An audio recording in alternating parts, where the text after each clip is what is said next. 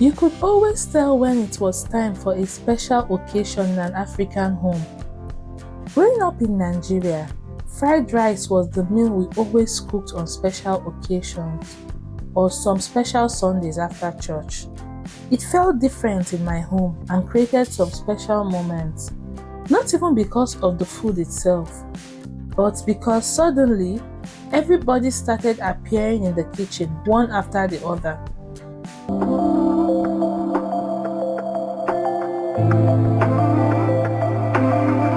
In my home then, cooking fried rice always meant all hands on deck. Some people cutting the vegetables and others getting some other things ready for the food. Somebody was always asking, "Is the chicken ready?" Another person was trying to steal liver from the pan.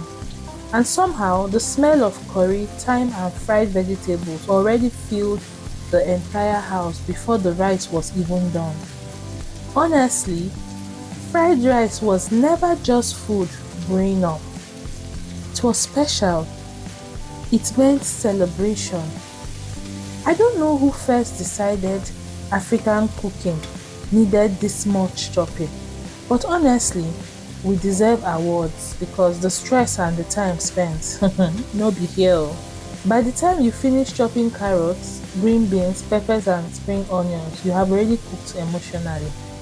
But somehow, this was also the part that made the food feel special. When making your fried rice, it's very important for you to fry your rice before you just cook it. I'm sorry to interrupt this beautiful moment, but if you have not, please remember to like, subscribe, share this video so that others can learn and enjoy this amazing recipe just as you are enjoying it also. But somehow, this was also the part that made the food feel special. Everything was fresh, colorful and felt so intentional.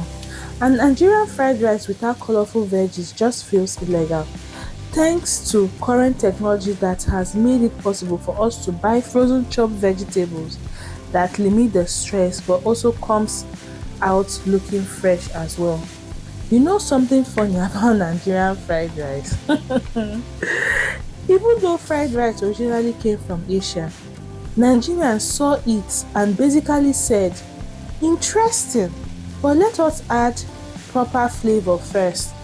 And somehow we created an entirely different experience.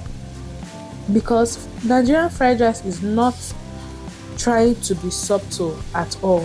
We make everything feel bold with a burst of flavors.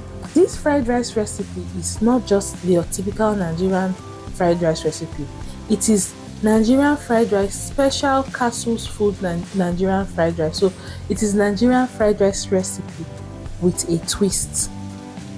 Even the rice itself has confidence. And honestly, this is one thing I love about African food culture. We always make food feel alive. I'm convinced every African family had that one auntie that made fried rice like her life depended on it. The type that would enter the kitchen at 6 a.m. during Christmas and not come out till evening. Nobody was allowed to help because apparently everybody would be disturbing her. But somehow, the moment the fried rice finished cooking, the entire neighborhood could smell it. One thing about Nigerian cooking, we do not believe in bland food. It must have that extra flavor and extra spice. Every layer must make sense. The curry, the thyme, stock and seasoning. Everything must work together like proper African family meeting. In this our Castlesfoods special fried rice recipe, we switched up the liver for gizzard just because my family prefers gizzard. And then we decided to add some prawns, or rather you say shrimps, sausages. And then there's this thing about white onions. It tastes more special in fried rice. So switch your red onions for white onion in fried rice. Every layer must make sense. The curry, the thyme, the stock, the seasoning, everything working together like a proper African family meeting. And honestly, this is why Nigerian fried rice tastes different from regular fried rice. And it has depth, warmth, and even its own personality. Now, this is the part where the kitchen starts smelling dangerous in this frying part, this part where you fry your vegetables. Once the vegetables hit the pan with the oil and seasoning, you already know peace has left that house. Everybody suddenly starts checking the food every 5 minutes. Mommy, let me taste small. Small becomes half the pot. Stir frying the rice with the veggies prevents it from going bad quickly and helps it last longer. So for those of you that just pour your veggies on top of your cooked rice, be careful oh. Make sure you stir fry your veggies like this and the rice too.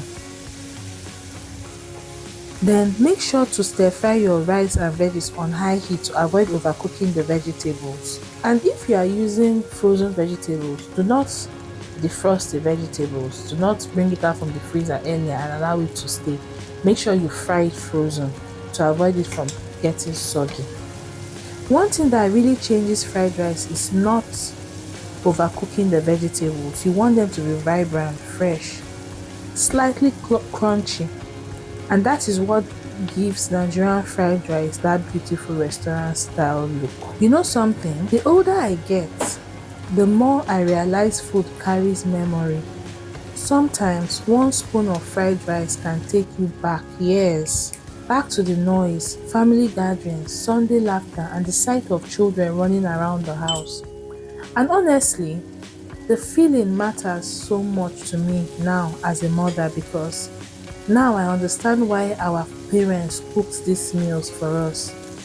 It was never only about feeding us, it was about creating memories we could carry forever. Look at this beauty. So colorful, so rich, so flavorful, exactly how Nigerian fried rice should look. But remember, this is not your regular Nigerian fried rice. This is special Castlesfoods Nigerian fried rice. So it's Nigerian fried rice with a twist. This is more than food. It's memory, it's culture, it's simply a taste of home. And if you made it this far, welcome to our royal family. We love and appreciate you. Do not forget to subscribe so you do not miss our next exciting recipe. And tell us in the comments what part of the world you are watching from. We just might give you a shout out in our next video. See you later. Join us as we raise kids who know and love our food.